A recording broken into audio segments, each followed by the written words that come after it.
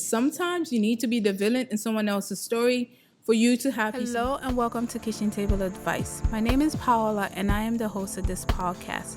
This podcast is a safe place where you can ask for any advice you want. It can be relationship advice, both platonic or romantic, career advice, or life advice. I wanted to create a safe place where you can ask for your advice without fear. My purpose here is to serve as a guide and give you a different perspective for you to eventually both find your purpose in life as well as your voice. As a reminder, every name will be anonymous and your identity will always be kept a secret. This is not professional advice and I am not a licensed therapist or psychologist. Just think of this as advice you would get from a close friend on a kitchen table. So, let's begin. My wonderful gems, how are you? I hope you're doing amazing. If you're a returning gem, welcome back. If you're new here, hello, how are you? Make sure you subscribe to Vibe. And if you like what you're listening to, then please feel free to like and subscribe to this channel. Okay, so as usual, we'll just jump into the story. All right, so the title of the story is How to Handle a Sensitive Roommate Topic. This will be interesting. Okay, let's dive in.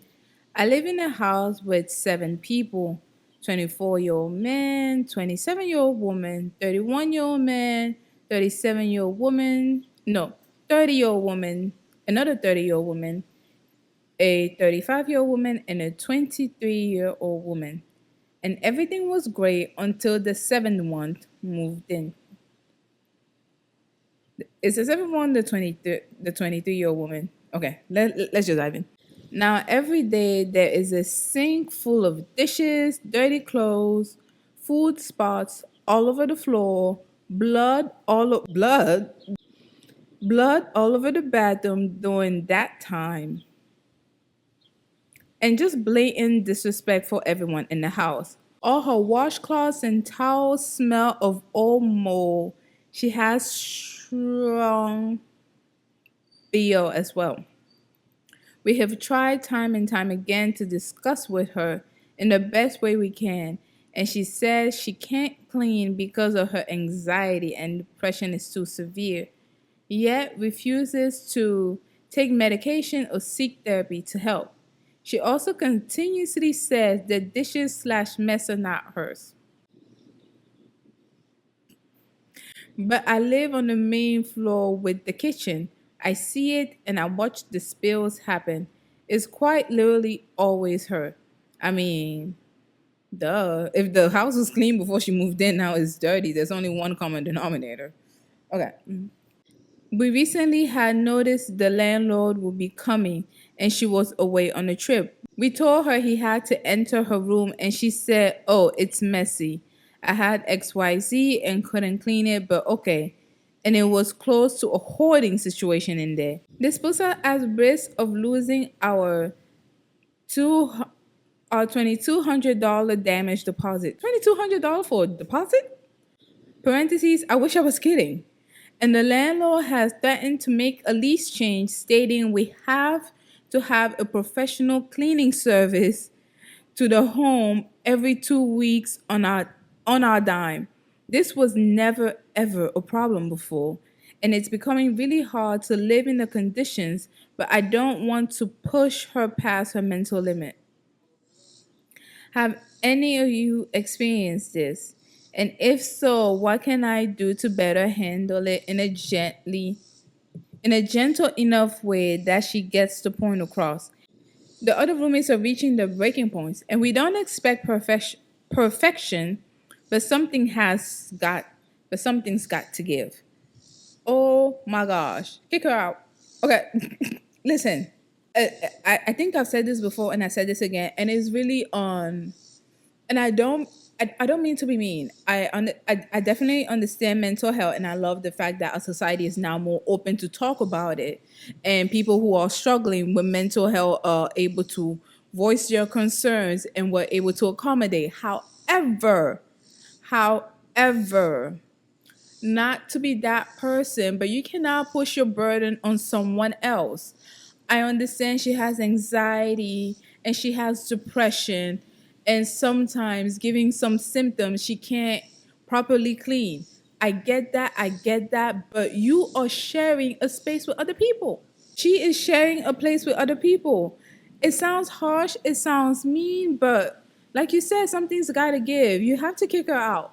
She needs to figure out where she needs to go in a place where people won't mind her mess. That's all I can say because I might have a different advice if, like you said, she was willing to work on it, willing to go to therapy, willing to seek help. Heck, willing to accept that it's her mess. She's not even taking the accountability to accept, yes, I made this mess. I didn't clean it because of XYZ reason or 1, 2, 3 reason, but she's saying it's not hers. She's not even self-aware enough or accountable enough to own up to her stuff. Of course she has anxiety and depression, and those two stuff are very difficult. They make life difficult to deal with. Completely understand. However, she can't push that on someone else. No one is going to clean up after herself. She's an adult and she needs to clean herself up and her environment and the space. Or I don't know. I don't know. I would say kick her out. Give her a 30-day notice. Talk to the landlord. Give her a 30-day notice, and she needs to go because this is a lot. Dirty dishes, dirty clothes, blood. And I listen. I'm not trying to judge, but when you are living with other people, there is a certain way you're supposed to keep the house. Obviously, your room, do whatever you want in your room. No one gives a damn. However, the common living areas, such as the living room, the dining room, or the kitchen, or if you're sharing a bathroom together, those places need to be maintained and those places need to be cleaned by the people who are using those places. And it's just overall, it's not sanitary, but this is one of those topics where I would say you need to rip the band-aid off and you just need to kick her out and she's going to figure it out eventually. She might think all of you guys are mean or whatever, but hey, I've told you this once and I'm going to tell you again. Sometimes you need to be the villain in someone else's story for you to have peace of mind. It sounds harsh. It sounds mean. Obviously, don't be mean when you're kicking her out, but you just need to be direct and make it known that this cannot, you're not going to take this anymore. Either she needs to change or she needs to move out. Actually, don't even give her that chance. Just tell her to move out. That's what I would do. I don't know. I'm one of those people who believe in the home is a sanctuary. So because the world is already so chaotic. You can't control anything out here in the world. You can't control how you are treated at work. Of course, you want respect at work, but that doesn't guarantee you're gonna get respect. Of course, you want your boss to be nice and be kind to you, but that doesn't guarantee you're gonna have a kind and nice boss. Of course, on your commute to work, you don't want someone to cut you off or do weird stuff that drivers are doing on the road. But that's not guaranteed. The only thing that is, I mean, even your house isn't guaranteed. But the one thing that you can kind of set up in a place in a space that is conducive to you, your environment, your growth, or whatever, is your house, is your environment, and the people you surround yourself with most of the time, which in this case are your roommates. It's just, I don't know. She's gonna have to go. I am on this. She's gonna have to go aside, and I hope she gets the help she needs. I hope she's able to understand the severity of how her actions are impacting her life. But she's gonna have to go. You can't cushion people for long. And I definitely understand where you're coming from because it's not her fault. It's not her fault that she has these mental health issues. It's not her fault that she's dealing with a different level of stress tolerance than the rest of us.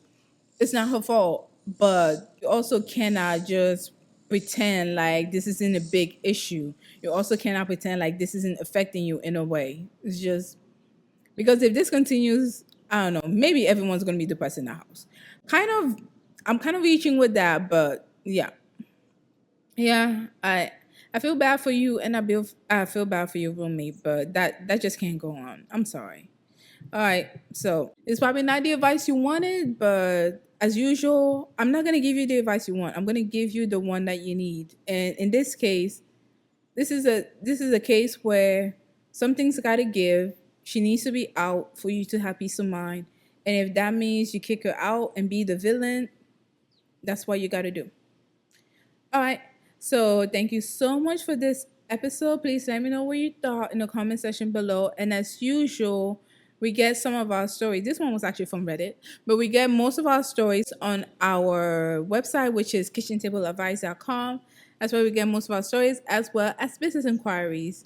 And our website also has a plethora of other stuff. I really need to update that website. I have been lazy, but I need to update it.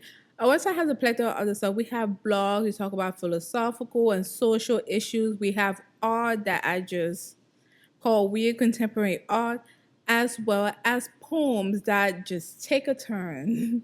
So if that interests you, please feel free to visit our website. Again, it's called kitchentableadvice.com, and I'm sure you're going to find something you can relate to there. If you're listening to this podcast, you're definitely going to relate to some of the stuff on our website. All right, so thank you so much for spending your day with me, and I'll see you next week. Bye.